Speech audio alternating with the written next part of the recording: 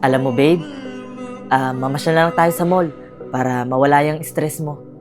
Sige, babe. Magpapaalam muna ako kay ate, ha? Sige, babe. Maghihintay ako.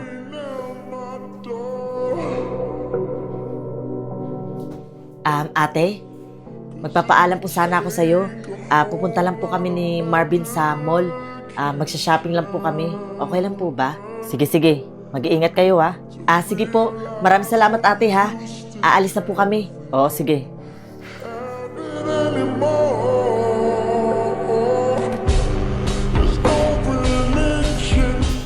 Ate? Ate? Oh, ano yun, Angela? Ate? Hindi niyo po ba nakita dito si Marvin? Kasi sabi niya po sa akin na uuwi lang daw po siya kasi nakalimutan niya yung pera niya. Ha? Hindi ko alam. Saan na ba yung nagpunta? Sandali lang, ate, ha? Hanapin ko muna si Marvin. Angela, huwag mo na siyang hanapin. At tanggapin mo na hindi na siya babalik. Anong pinagsasabi mo, ate? Hindi ako iiwan ni Marvin. Angela, tanggapin mo na yung katotohanan. Nawala na si Marvin. Anong wala, ate?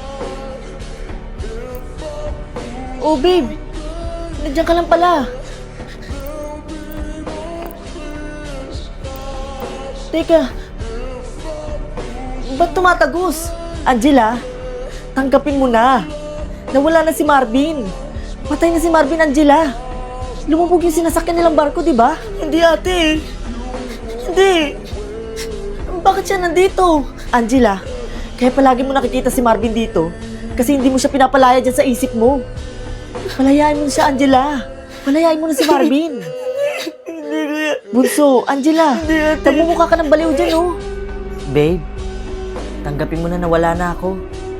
1 taon lang nakalipas. Palayain mo na ako, babe. Aalagaan mo palagi yung sarili mo, babe, ah. Mahal na mahal kita.